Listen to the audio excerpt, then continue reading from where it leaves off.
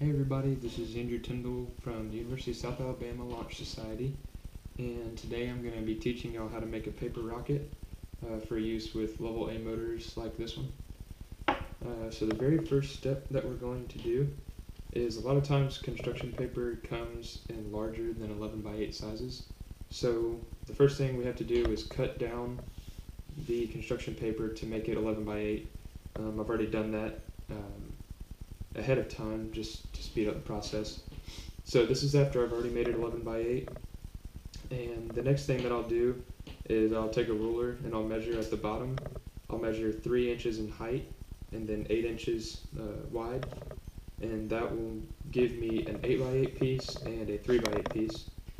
And the 8 by 8 piece we will use for the body tube of the rocket, and the 3 by 8 piece we'll use later on for the nose cone.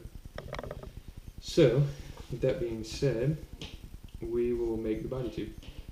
So, if you notice in the lesson plan, it asks for spent Model A motors, and so we're going to use those to roll up the body tube so that we know we have the proper diameter. If we don't have enough body tubes, we can estimate just using the diameter of the body tube, and I don't know what that is, we'd have to measure it. But if it's a little bit loose, it's not a big deal because we can make these motors wider by adding tape to the outside. But we want it to be as snug as possible without it being too snug. So we will put a motor in the bottom. So this will definitely be our bottom end of the rocket because its diameter will probably be a little bit different than the top. So we'll just roll that up. Like I said, you don't want to make it too tight because then you start getting issues. With getting, one, the spent motor out, and two, getting the new motor back inside. It'll start to wrinkle up the bottom of the paper pretty bad. So we have that done. See, I did it a little bit too tight. There we go. So we'll pull that out, and then we will tape up the sides. Make sure that you tape it up really, really well, or else the air will catch inside of that open pocket and it'll really mess up the flight. Just take these up real fast. I usually just put a piece of tape all the way down the entire length, or excuse me, a few pieces of tape, and that way you know it's solid.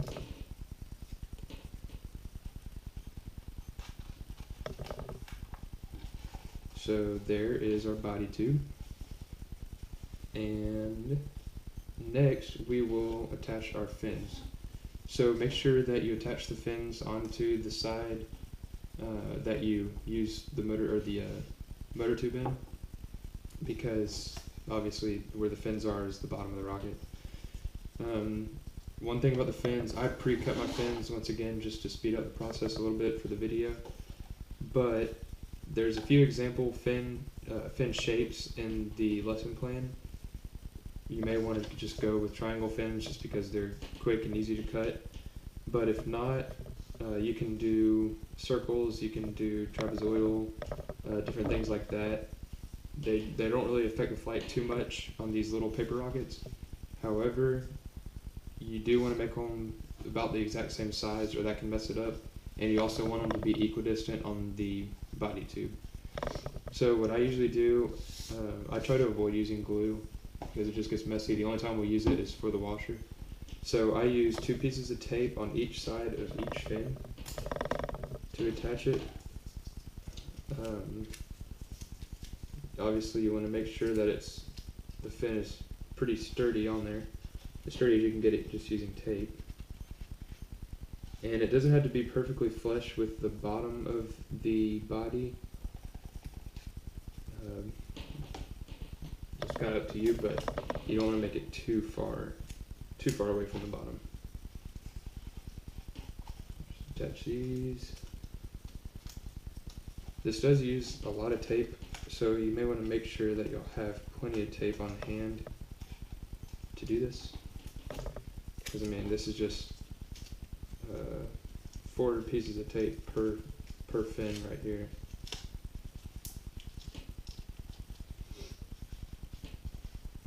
you want to make sure that the fins are on as straight as possible, because if not, it'll cause the rocket to roll, which can cause it to spin just out of control, and we obviously don't want that.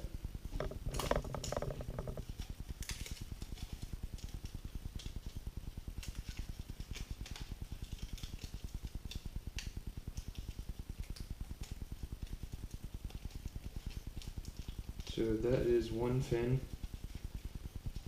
down. It's a little bit crooked, but it's not a huge deal. It's not too crooked.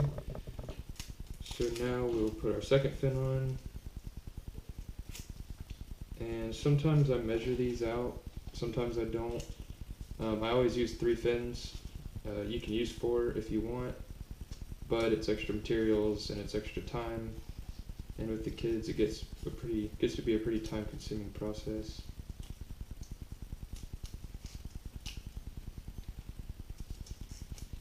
So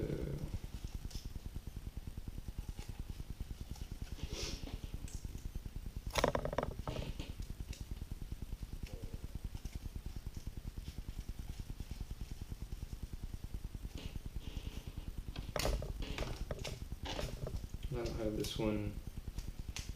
I kind of eyeballed this one, so it's not going to be really in the right place, but just make sure that they are as equidistant from each other as possible, because that can really affect the flight. It can really cause it to just tumble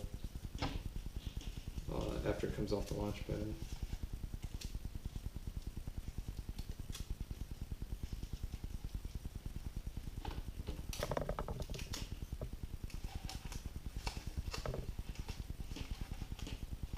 I'm just going to throw 2 pieces on that just to speed it up a little bit. So you can see my fins they're decent, but they're not great, but they will do. Alright, so now that we have the fins attached, we are going to roll the nose cone. There's a little bit of a trick to the nose cone, so make sure you watch closely. So the first thing we do is we take this back corner and fold it over, flush with the other side. Just the corner, just like that. I don't know how well you can see really on the video, but fold it so the corner is like that. Now you're gonna flip it straight over. You can see I made a kind of a parallel edge with the bottom of the paper here. There's a parallel edge of this triangle that I made here. So you want to flip the triangle straight over that parallel edge, and then just kind of pivot it around. You can see it starting to make a point on your bottom right hand, and so just kind of roll it around that point. Just make sure you don't fold it, just roll it real nice. And once you get it rolled, take it up.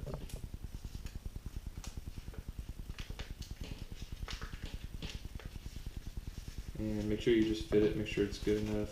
So that's a pretty good fit. You don't really have to cut this stuff off, but I always do just because it looks better than having it all attached to it. So there's our nose cone. It's as easy as that. So the next thing we will do is attach the shock cord, which I pre-cut, but I forgot to take it out. So you have the shock cord. I have a roll just of regular string. It's not too critical what kind of string it is. So we took a 6-inch section and cut it off, and then that'll be the shock cord. So what happens is these motors, after they fly for a certain amount of time, the fire will burn through the propellant and will burn through a small grain, which will then ignite a black powder charge, and the black powder charge will blow the nose cone off from the body. It'll shoot up through the body and blow the nose cone off, which if we were using parachutes, that's how the parachute deploys, but we're not using parachutes since they're paper, so they're harmless if they fall.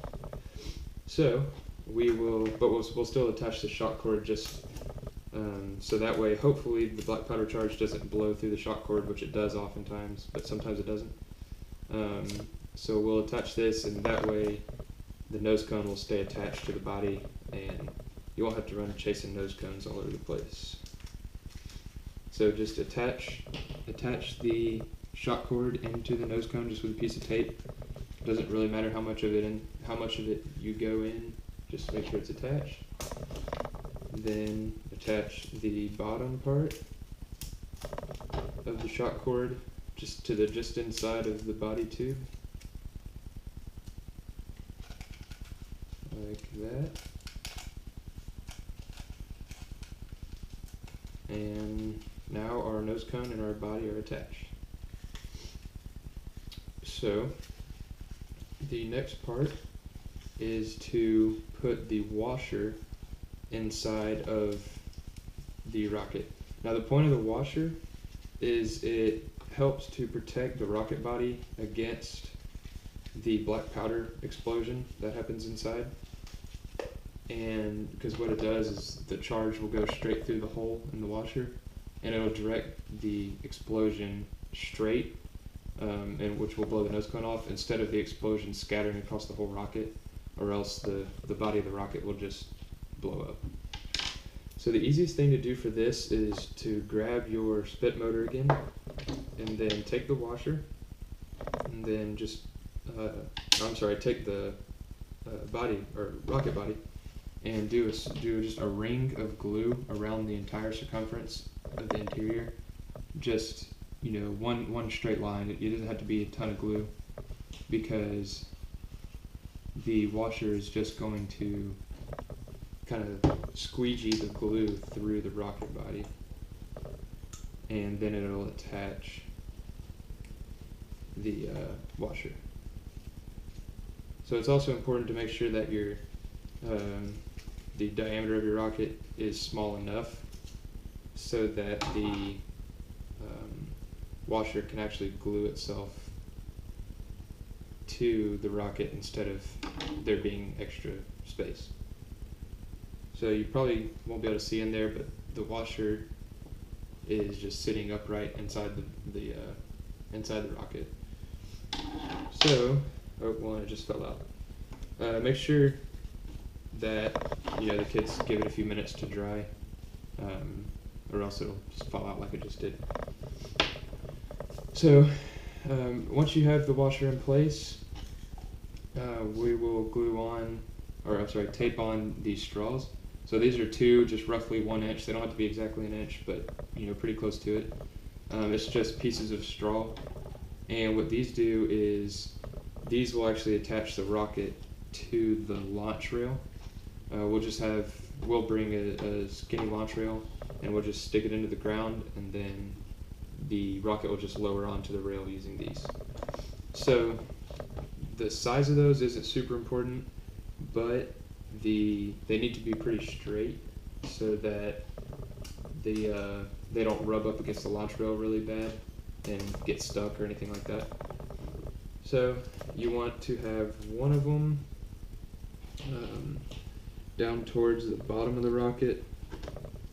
If we were dealing with higher powered rockets, there's a little more calculation to where you actually put these, but with these rockets it's pretty it's not too important where on the body you put them, as long as one's towards the bottom and straight.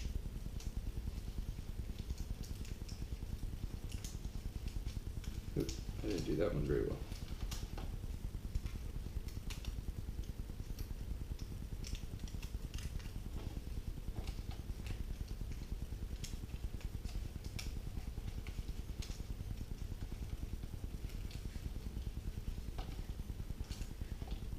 So there's a first one.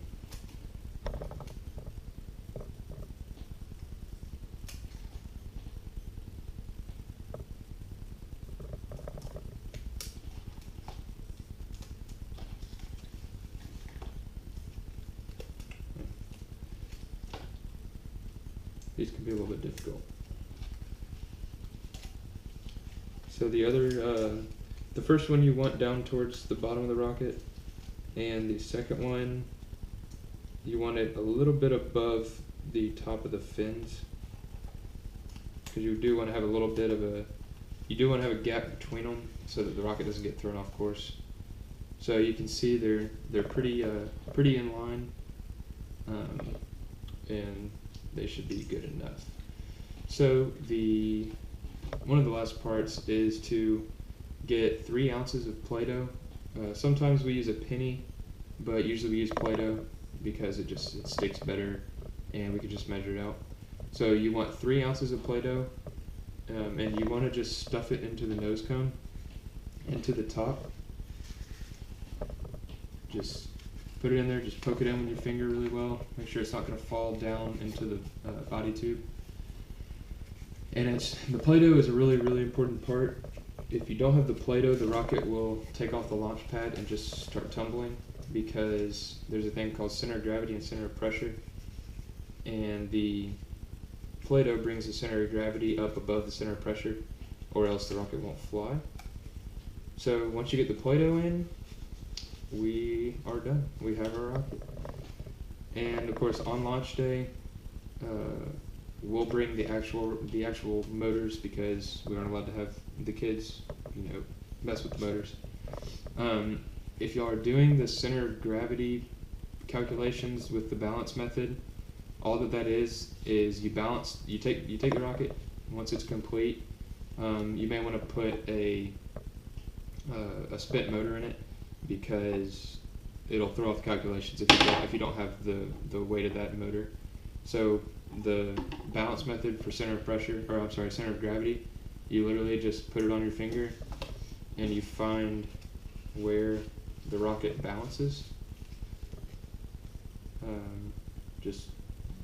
You just keep playing with it until you find it. So it's about right in there. Then you can just tell them to hold their finger on it, and then take a ruler and measure from the tail of the rocket up to the finger, and that's their location of the center of gravity. So good luck, everybody, and I'll see you at the launch.